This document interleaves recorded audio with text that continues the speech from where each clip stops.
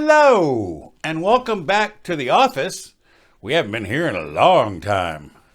I'm Dr. Wiggo, and today I'm going to show you how I edit my videos using DaVinci Resolve and the Blackmagic Design Speed Editor. This is not a how-to. This is probably more a how not to, because I'm self-taught. Now, I have watched a lot of videos, and I will link some of the channels below, Casey Ferris and Chadwick at Creative Video Tips and Mr. Alex Tech and Joris Hermans, who all have taught me a lot about how to use DaVinci Resolve. Now, if you're just interested to see how I do it, and believe me, what I do is not normal. You probably don't want to do this yourself, but it might give you some ideas.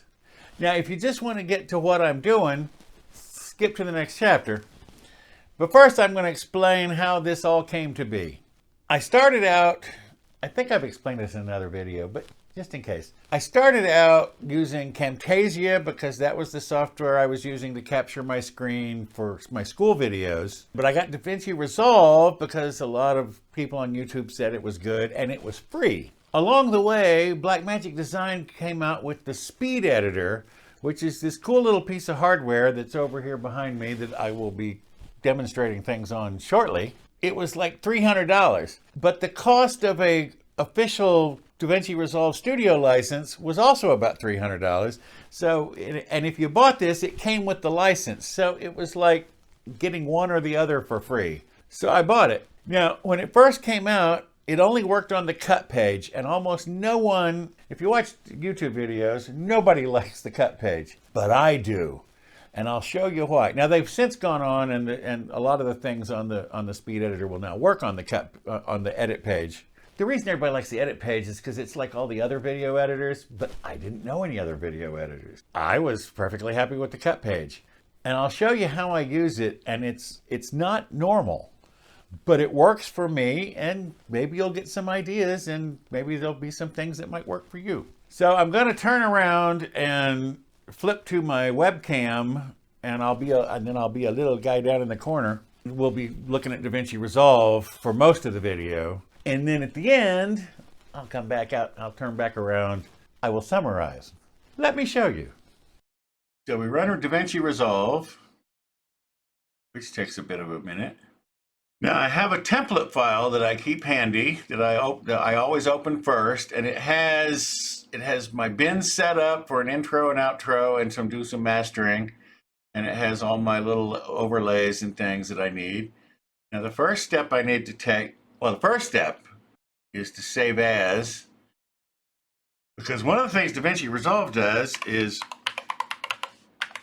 remember, it's constantly saving what you're doing, so that if you don't go around to saving as for a while, your template will have all the stuff you did before you saved.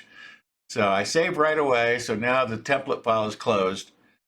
And now I go into my masters bin,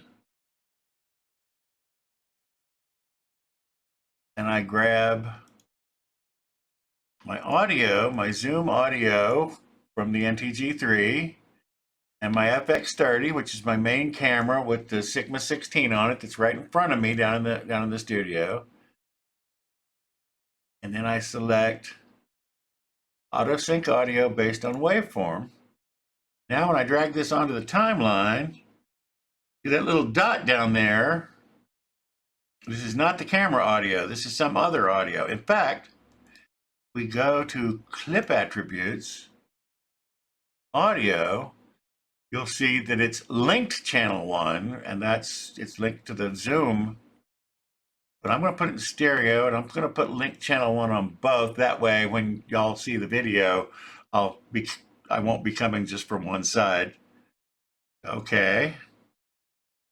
And then I make a big rough cut. There we go. Let's cut. And see over here on my speed editor, I use the split, ripple delete, and I run to the end. Cut that off. Then I go to the deliver page where I will render this out as an .264 master. I just used all the defaults. I add to render queue, and I render it out. And you can see up here in the upper right corner, that's going to take about 10 minutes.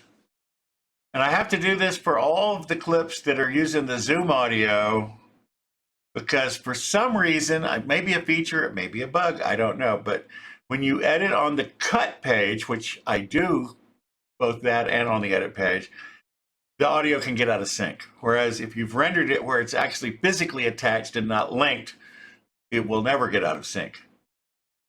Go back to the intro bin.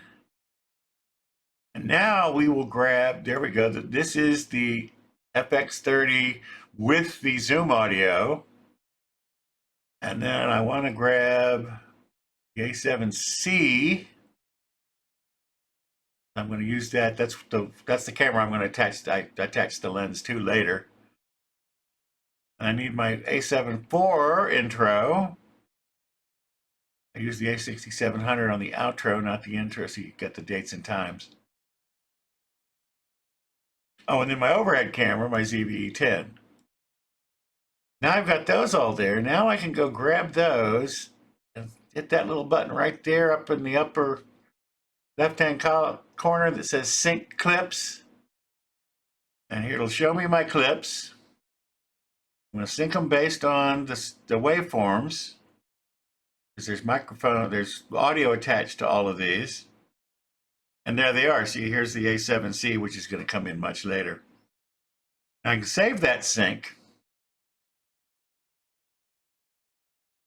And I can throw the Viltrox master down here.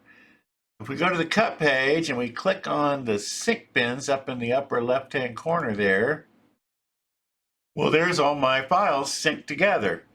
So as I move through, you can see everything going on. Now, one of the reasons people don't like using the edit page and the sync bins is because it takes a long time for them to load, and you'll see all these videos about DaVinci Resolve, about how to use proxies and all this other stuff to make it faster. Well, I've discovered a way that it doesn't have to be fast on the cut page. It's because I will do most of my editing on this page, on the edit page, which is what most people do who have DaVinci Resolve, especially if they came from another editor. People tend not to like the cut page. So here I made a mistake, so I'm going to cut out what I ended up with and pick up this, what I ended up with over here. What I ended up with for There we go. And then I kind of fumbled around for words, so let's cut out a couple of these phrases that lets in a lot of light. And we'll compare them later in the video. Okay, so I cut that out. Now here is where I turn to the other camera. So I can, look, I just flip back to the cut page, hit camera 2, roll it over, flip back to the edit page. You know, we can also flip back to the cut page. If you notice there, the cut page, and this is one of the advantages of the cut page, is look at how much it spreads it out more, so you can get much finer cuts here, especially on the audio. So there's a lot of space there, which back on the edit page was not a lot of space. We can take out some of this here, go back to here. Oh, hit video only while I'm in here. Boom. Now, normally I go through and do this for the whole video, but since we're in a hurry. You don't want to watch all that. But now I have my basic intro up to here pretty much done. But now I've got these cuts. Now I could put in a transition, but what I tend to do, and you may know this, if I go back to my master bin, I have this thing called adjust. It's just a zoom. So I just zoom in there. Then I'll bring down another one for over here. Drag that down. So see now, Same f-stops, lets in a lot of light, and we'll compare them later in the video. see? Piece of cake. Now, by the way, this whole process takes hours. The USB video, I spent 5 hours editing that down because there's all these dead space. See, here's a dead space I'm going to have to cut out because I couldn't figure out how to open the box. Then I'll hit my little button there, and then I'll come over here. See, we don't need any of that. We'll cut that out. And I go through and do that for the whole thing. And again, here, now back to my bin, I have my like, share, subscribe, which I put at the beginning, and then my little social thing, which is make those the same length, drag this one over here, pop that down, and then put my Dr. Wigo on gear here. That's smaller. We'll put that down over here because there was some stuff. Then I click on my social banner and I can drag that up there like that. And then my like, share, subscribe. I'll also drag that up to the corner. And that part's done. The trick, and it's a great trick. By just flipping to the cut, immediately doing the lay on, and then flipping back, I don't have to wait for the cut page to load and all those clips to be loaded. It just works. So that's just a rough idea. But as you can see on the speed editor, I just find it easier to do the cutting here. So see, now I want camera 3 because I want that overhead shot. I'm talking about the lenses. Oh wait, but if you look up there in the preview, I'm looking at the other camera. There we go. And I can come back over here and say, well, we don't need all this space there, so I can cut that and cut that. Ripple delete. And the only other, and so these are really the only buttons I use. Well, sometimes I'll use these 3 buttons here, change the speed at which this, so see, this is just like that. But if you go to scroll, it goes way faster. And occasionally I will use the smooth, there's a smooth cut. Well, here, I'll show you. I'll just, for now, throw a cut there. Delete that. And if I hit the smooth cut button, see, it puts one of those blurry things. I'm sorry. It moves when it has to, but that's really all I use the speed editor for. Well, that's how I edit my videos in DaVinci Resolve. I don't know how entertaining this was, but I hope you might have learned something. If you're thinking about doing your own videos, I highly recommend DaVinci Resolve and the speed editor. Even though I don't use the speed editor to its full potential, if you can find a deal where you get the license for the full version of DaVinci Resolve, the studio version, with the thing, it's probably worth it. I think it's worth the $300. It has saved me many hours of work.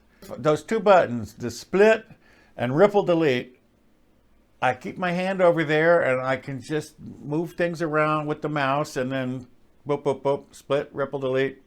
I find it very easy. I can keep up with everything. It seems to work fine. But that's all I got. I just wanted to show you a quick little thing how I edit the videos. That's how I edit the videos. I'm sure next week we'll be back up in the studio for more fun with tech, cameras. I don't know. Thanks for stopping by.